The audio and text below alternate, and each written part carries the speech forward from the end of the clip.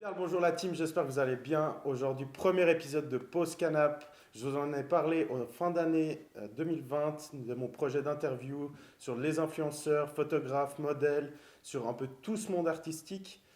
Je vous retrouve aujourd'hui pour la première interview. C'est un de mes meilleurs potes, c'est Remo, il vient de Bienne. Et je vous laisse avec l'intro et ensuite on passe à l'interview. Ciao!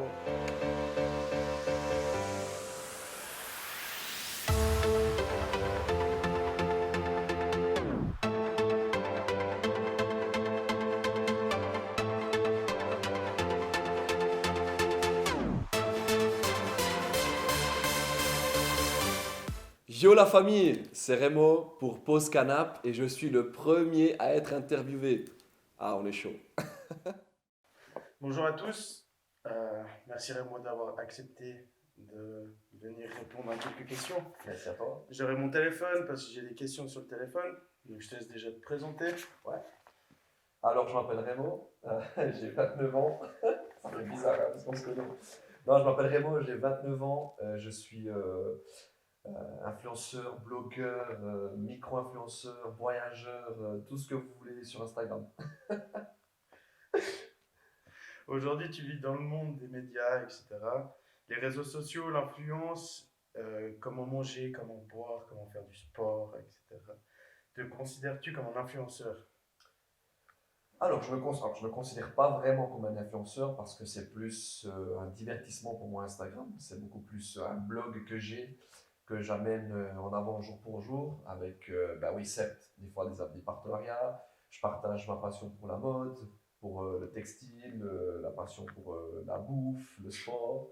Je partage un peu tout ce qui me correspond à moi dans ma vie.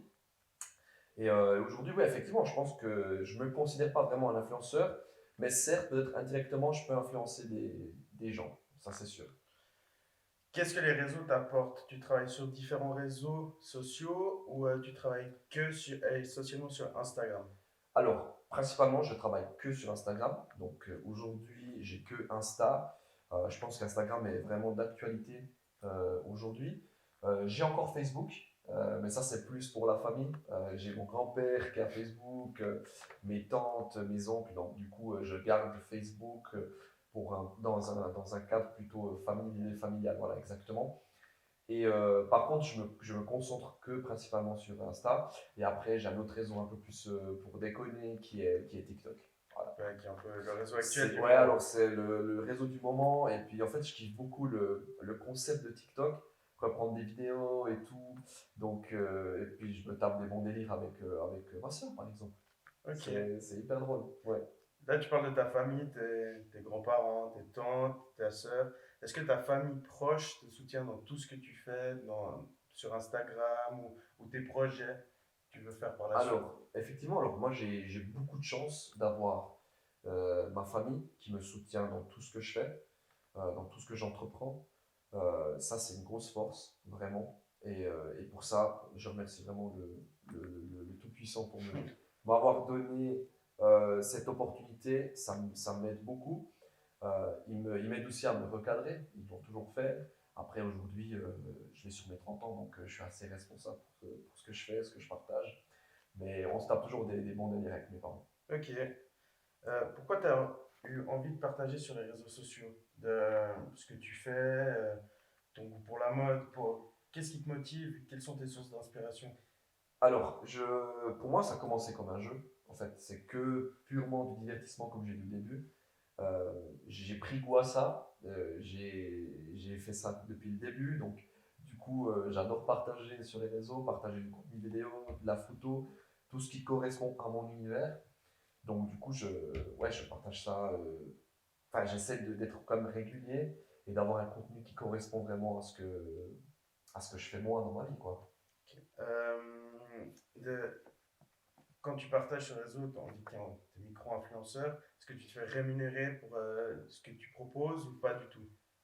Alors, il y a des partenariats où je ne me fais pas rémunérer. Principalement, ça ne m'intéresse pas. Je vais être très clair avec ça. Parce qu'aujourd'hui, oui, certes, j'ai peut-être un peu d'influence sur ma communauté, sur mes amis au niveau régional, déjà, très dans ma ville, très dans ma région. Donc, je fais beaucoup des partenariats, surtout pour donner un coup de pouce à des jeunes entrepreneurs. à des potes qui lancent leur truc. Et du coup, je suis pas forcément toujours rémunéré, ça ne m'intéresse pas. Il y a des projets où j'ai été rémunéré, ça oui, mais principalement, c'est quelque chose où, voilà, pour l'instant, je suis pas encore totalement dans un contexte où, voilà, je vais devoir proposer des contrats ou quoi que ce soit, mais c'est plutôt, je suis dans une idée très donnant-donnant, tu vois. Mais c'est vrai, des fois, oui, des fois, on m'a donné un petit quelque chose. euh, Parce que tu sais, pendant longtemps, j'ai partagé, posté des trucs pour des amis, des machins, totalement gratuitement. J'ai beaucoup kiffé. Mais tu sais, à un moment, tu fais toujours gratuit. Et ouais, C'est tu pas ça dis, qui paye purée, les factures, hein. ouais, déjà, c'est pas pour dire, hein, attention, faut pas me comprendre mal, mais tu sais, des fois, tu dis, mais attends, ça veut dire que peut-être j'ai un réel potentiel derrière ça. Alors, ben, si on me donne quelque chose, tu vois, je dirais pas non, tu vois. Ouais. Mais c'est pas principalement là l'idée. Mais sinon, et puis surtout, les partenariats que je fais sont très pour une cause ou bien pour vraiment quelque chose qui me parle à moi et qui surtout parle à mes amis sur Insta. Ouais. Dernièrement, d'ailleurs, j'ai fait un dernier partenariat avec Art Humanitaire, qui est ISDI, qui est son projet qui m'a énormément touché, puis on en a discuté. Et puis, elle a été très marquée par mon changement sur Instagram aussi, par rapport à mon contenu. Pardon. Et le projet qu'il y avait derrière Art Humanitaire, qui était très intéressant pour moi. Et puis aujourd'hui aussi, j'ai une autre vision de la vie. Et ça m'a énormément touché. Et je voulais absolument faire partie de ça, de ce projet-là. Et je suis très très heureux.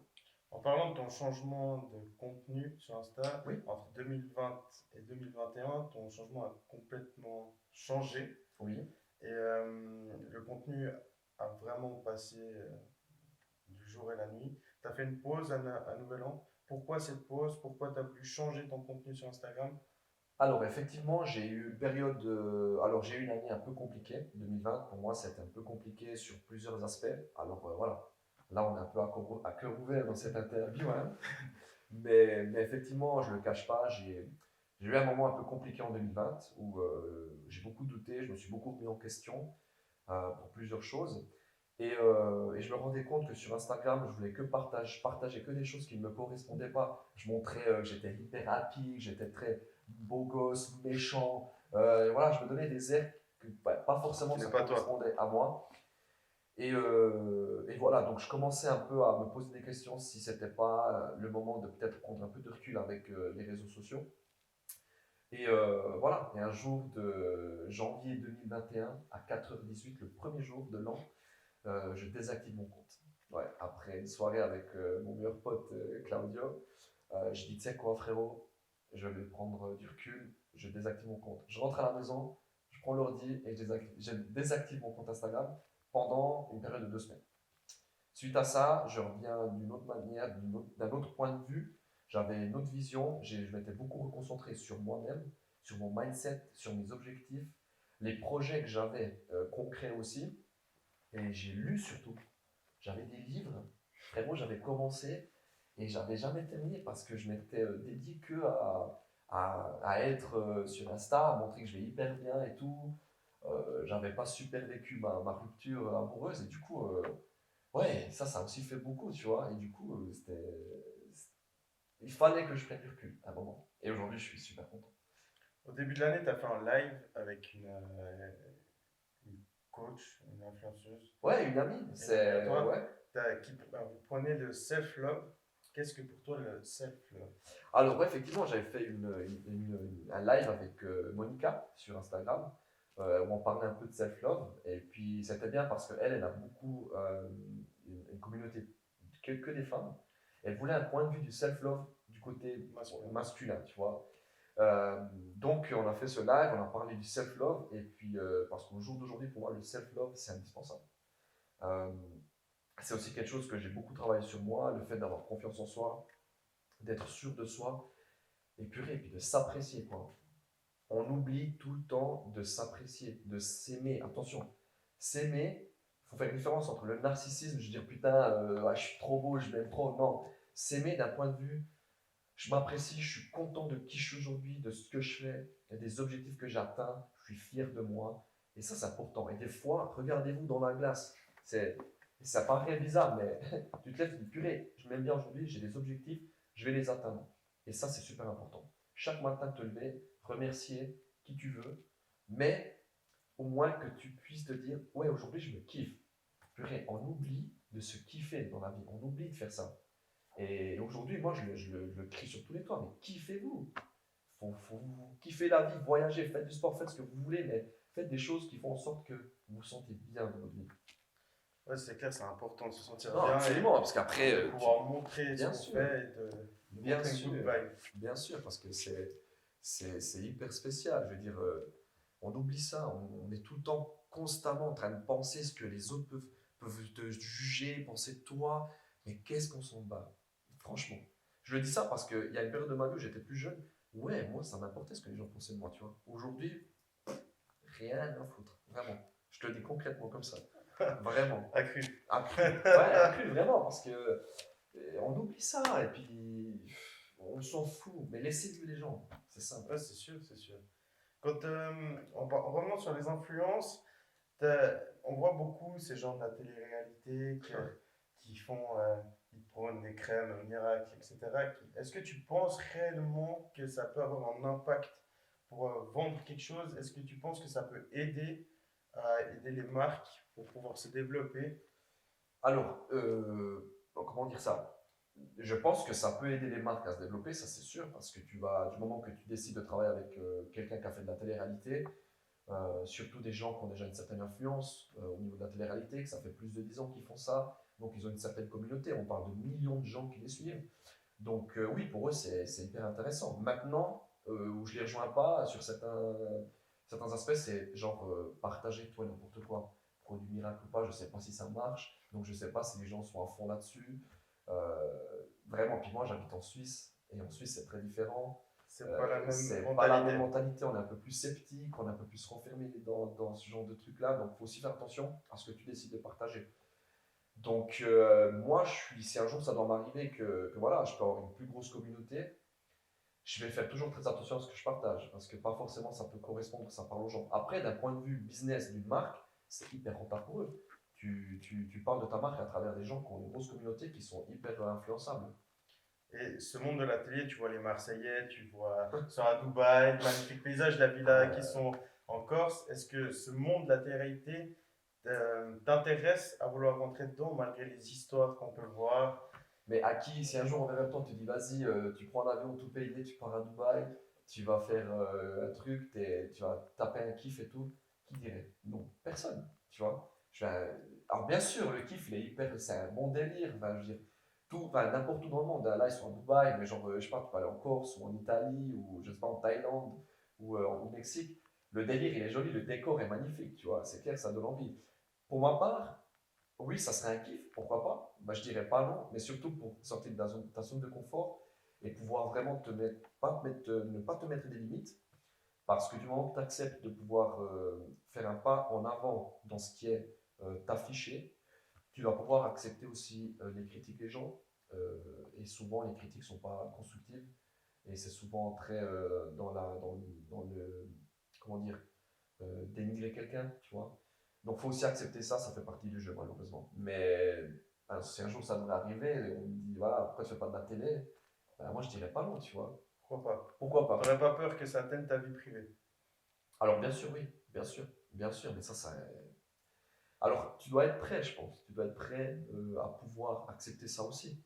Que tu deviens un personnage public, et puis que si les gens te kiffent bien, il y aura des gens qui vont pas kiffer du tout, et puis qui vont faire de tout pour te dénigrer. Et ça va toucher tes membres de ta famille, et voilà. Mais il faut être prêt par rapport à ça. Bien sûr. Bien sûr, ça peut arriver, c'est clair. Et aujourd'hui, au jour d'aujourd'hui, qu'est-ce qui te motive à toujours faire du contenu, toujours sur Instagram, au jour d'aujourd'hui?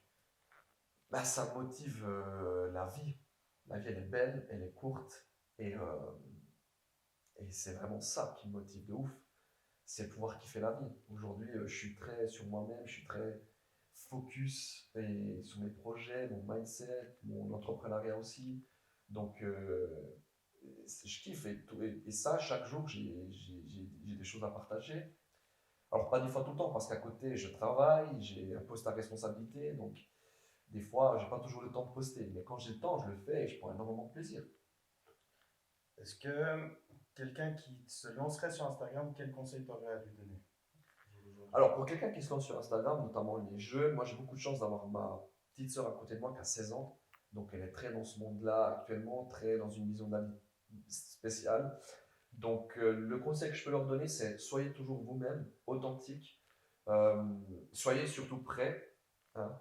Des fois, on n'est pas toujours prêt, mais faites attention à ce que vous partagez. Ne partagez pas n'importe quoi. Partagez des choses qui vous semblent quand même correctes, parce que ça peut vite tourner dans un truc qui, voilà, qui est pas forcément bien. Et aujourd'hui, j'ai l'impression qu'il y a beaucoup trop de gens qui veulent être influenceurs, qui veulent influencer, qui veulent faire ça comme métier, parce qu'au final, oui, c'est un métier, pour dire ce qu'il y a. Hein. Il y a des gens qui sont très bien payés pour faire ça, pour proposer des produits, proposer du contenu, et ça fait partie de ça. Donc le premier compte, vraiment le conseil que je peux vous donner, c'est soyez vous-même. Soyez Être vous-même. soi-même. Faire attention surtout à ce qu'on poste, comme tu as dit, Ben, parce que ça exactement. peut retomber sur Bah le oui, futur. et puis bah, certaines personnes ne sont peut-être pas prêtes à ça. Et puis tu sais, tu peux vite tomber dans une dépression, ouais, une vision de la vie très différente, très dark. Donc ouais, faites quand même très attention. Parce qu'aujourd'hui, on est à l'abri de rien du tout sur Internet. Ça, c'est sûr. Quels sont tes objectifs pour cette année 2021 ou 2022? As-tu des objectifs? As-tu des Alors, contrats que tu dois faire? alors j'ai prochainement un partenariat je suis très très heureux de pouvoir faire ça. On verra, maintenant on est en pleine discussion, mais ça commence à bouger pour moi, je suis très très content. Et après, j'ai un projet qui me tient à cœur, dans lequel je travaille depuis 2 ans, un projet professionnel avec mon frangin. Et puis j'ai aussi beaucoup l'aide de mon meilleur ami. Et, euh, et voilà, j'en dis pas plus, je garde Affaire à ça suivre. à faire à suivre, mais je suis très très content. On continue à taffer dessus, très dur. Mais l'année 2021, l'année 2022, ça va être très intéressant. Et puis surtout, j'espère toujours avoir la santé, être vraiment très bonne santé, et puis kiffer la vie, c'est sûr. Une dernière phrase pour clore cette interview. Les gens, croquez la vie à pleines dents. Ok. C'est ce que je vous conseille le plus. Et vraiment, ouais, vraiment, n'ayez pas peur de faire les choses. Si vous avez des objectifs, essayez de les atteindre. De toute façon, les gens, ils sont toujours là en train de discuter, de parler de vous. Ils auront toujours des choses à dire. Mais n'ayez pas peur. Faites les choses, kiffez votre vie. Vous avez envie de kiffer votre vie sur Insta, mais faites-le. Donc voilà, c'est tout ce que j'ai à dire par rapport à ça. Moi, je te remercie d'avoir pris ton temps pour faire cette interview. Merci à toi. Vous pouvez retrouver tous nos Instagram en bas dans la barre de recherche. Et merci d'avoir suivi ce premier épisode et je vous dis à bientôt pour la suite. À Ciao! plus la famille.